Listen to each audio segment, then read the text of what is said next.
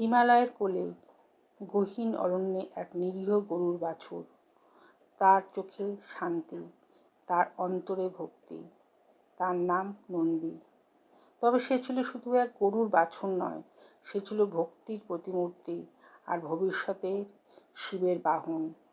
নন্দীর পিতা শিলাদমুনি কঠোর তপস্যা করতেন। একদিন তিনি প্রার্থনা করলেন, হে প্রভু, এমন একটি সন্তান দিন যে হবে শাশ্বত, বেদজ্ঞ আর ঈশ্বরের প্রিয়। তপস্যায় সন্তুষ্ট হয়ে স্বয়ং শিব বললেন, তোমার পুত্র হবে আমার সর্বশ্রেষ্ঠ ভক্ত, আমি নিজে তাকে আশ্রয় দেব। নন্দী ধীরে ধীরে বড় হতে লাগলো।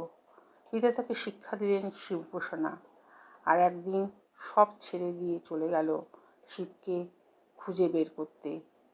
চলল দিনের পর দিন, অবশেষে কৈলাসে পৌঁছালো। চোখে ভক্তি, কণ্ঠে ওম নমঃ শিবায়। শিব তখন ধ্যানমগ্ন, নন্দী সামনে দাঁড়িয়ে অপলক দৃষ্টিতে তাকিয়ে আছে। ততক্ষণে শিবের ধ্যান ভঙ্গ হলো। তিনি চোখ মেলে দেখলেন সামনে এক বিশুদ্ধ আত্মা, নির্বাক ভক্ত, আর বললেন, হে বৎস, তুমি শুধু আমার বাহন নও, তুমি আমার ভক্ত, আমার সখা, আমার হৃদয়। শিব নিজ হাতে আশীর্বাদ করলেন নন্দীকে।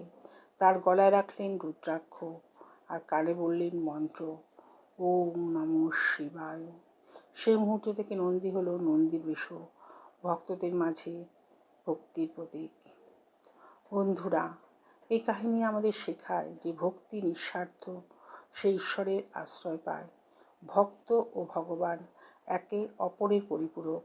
নন্দীর মতো যদি হৃদয় হয় নির্মল, তবে শিব হয়ে ওঠেন আপনার